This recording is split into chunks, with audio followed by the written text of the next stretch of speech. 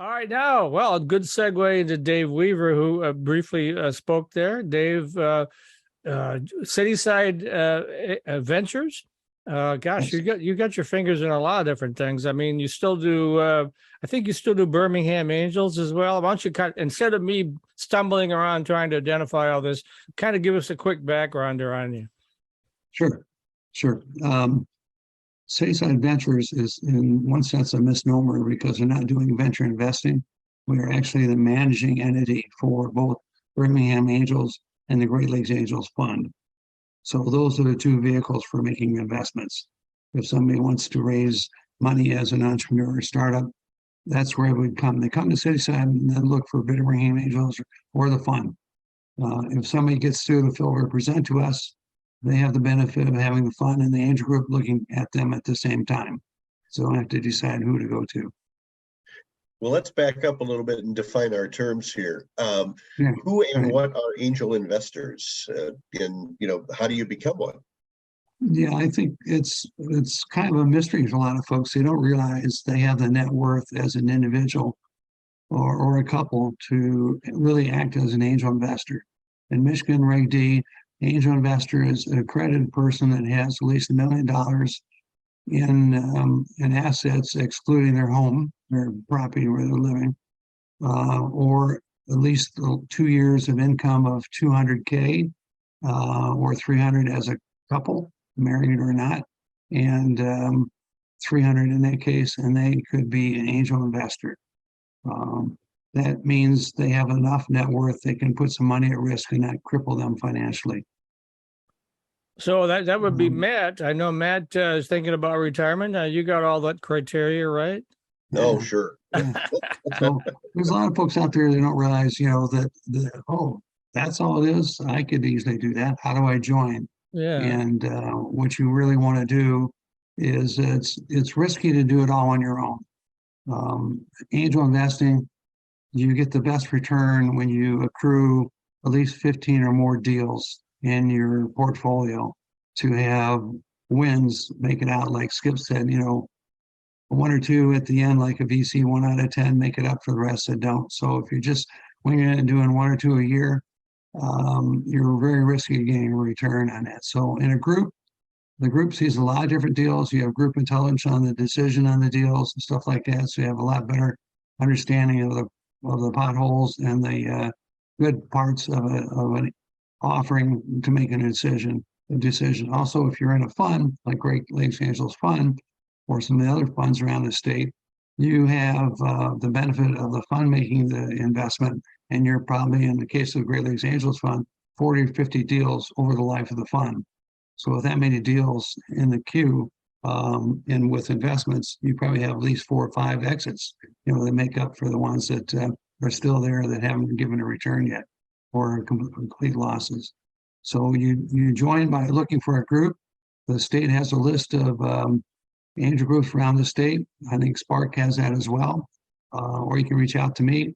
You don't have to live in the geography where the group is. You can join a group up in UP, or they can join a group down here. In most cases, people don't really care as long as you're willing to participate and look at the deals, be willing to make an investment. And I've been to enough of these meetings, including yours. It's kind of like a roadshow. I see a lot of the same pitches at various angel events or at pitch events. And so it's tough getting funding, but funding is out there now. In your particular, the Birmingham Angels case, is there a sweet spot for you guys? We're, like Skip said, they're kind of agnostic. We invest and open our doors to at least 8 different technology sectors that we look for investments in. But we're not limited to that. But we don't want to be only 2 or 3 different technology sectors, because then you have too much risk riding in those sectors by themselves. In the case of the fund, we like to be in a lot of different sectors, so it's like an index fund, with a lot of different company sectors, a lot of different companies in portfolio. Most of the companies we invest in are pre-seed or early seed, where they just are hitting pre-revenue or just getting their first revenue. So we like to be in the companies early when they need the capital and have good valuations, which is what the investors want to see. At what stage of a company at what stage of a company's history do angels typically get involved? When do they usually make their investment? Behind family and friends, when they're going out for their first $1 million or $2 million, and they have a proof of concept. We want to have an MVP, proof of concept, that shows the market's validated. Yes, they would buy this service or product if it was available, or they got some early sales with some people doing trials with them, and they've demonstrated that there's a true market there, and the product is there. We'd like to see some barriers of entry.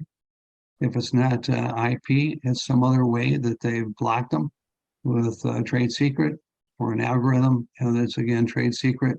We look at SaaS, we look at wearable, we look at medical devices, we look at fintech, we look at all different kinds of technology sectors. We'd like to see some barrier to entry, and that the management team is very strong.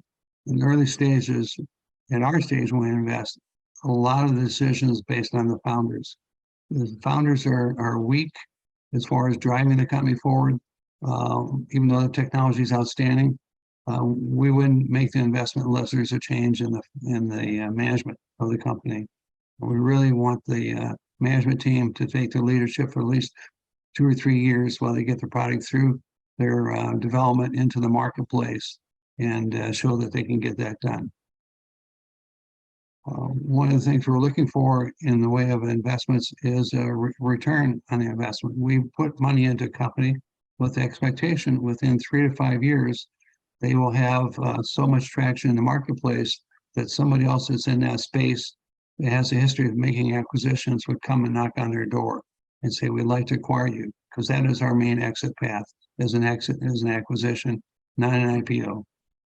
So we like to find market segments where companies are active in a space and they know there's a history of companies. So when they make a presentation to us, part of that is showing comps. Show us what else is happening in that sector with other companies having exits. What kind of multiples are they seeing? Stuff like that. And how you get in front of an angel group, if you're an entrepreneur, is the best way is to have a well thought out PowerPoint presentation, and it helps if you have an introduction. If I get a recommendation from one of our investors that saw a company being presented, something like that, and they come to me and say, hey, you should take a look at this company, they have a better chance of me spending time on them right away versus somebody just coming over the threshold. But we do get a lot of companies sent to us out of the blue. Oftentimes they're coming to me in LinkedIn, say I've got something, and I make them go to the website and apply through our platform there. So on our website, there is a deal flow area side pitch to make an application to us, which is our deal platform. That's how they get to us. And we can refer them to other areas, other companies, groups around the state. Oftentimes an angel group will not fund the whole round by themselves. They need to syndicate it. So we really have working relationships with a lot of groups in the state, outside the state, to help take a company the rest of the way, or bring it to us when they need a company or a group like ours to close around. See, I was going to bring that up. I mean, you guys, 250 would be a big investment just by yourself, right? Usually you cobble that together with, a variety of other companies, right? So yeah, we might come into a deal that's maybe the rounds, let's say 500K, and our group only does maybe 100, 150. So we need to make sure we send it to somebody else who we think likes that sector, has a history of investing in that, and they co-invest alongside us. We share our due diligence with them. It makes it a lot easier for them to move quickly and make their own decision on it. All right. So you mentioned a referral is a good way to get in front of an angel group. I mean, are there regularly scheduled meetings? Are there websites that people can check out? Where do they go for more information? As far as the meetings go, there's things like NEF, Centropolis has a lot of things going on there. Those are places where you can go get a presence and be seen. They invite investors like ourselves to those meetings to look at some of the companies. We don't have, our meetings that we have are by invitation only, and it's after the company's selected. You just can't come and talk to us without being invited through a selection process. But our website is a place to apply to us if you're looking for capital. Also, if you're an investor, like to learn more about angel investing.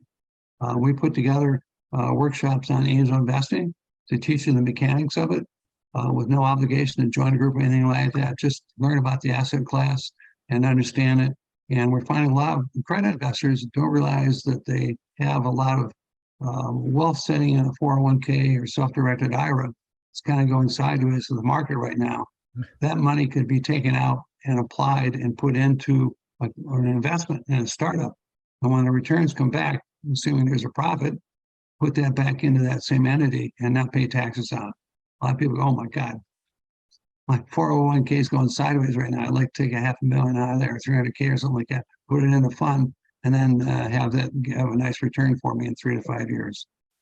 Yeah, I was going to say that's the other thing. If there's people out there that watch this on Facebook or wherever and say, gosh, I'd like to be an angel investor, do they reach out to you directly, Dave, or what do they do? Yeah, just let us know. We'll be glad to invite them to one of our seminars, workshops we put together on angel investing, kind of walk through the mechanics of what deal flow is, what due diligence is, what term sheets are, all those kind of things. Valuations are very important as well. It's not rocket science. It's not that difficult once you learn what's going on. Oftentimes it's kind of an unknown and you kind of just stay away from it. But once you learn what it is, you go, oh, it's not that difficult. I'd like to learn to dabble in this and see what I can do. And you're building jobs in Michigan. 80% of our companies, we like to be Michigan based. So we like the money to stay in Michigan, help build wealth here in Michigan, build jobs, wealth for the investors and for the companies that have exits.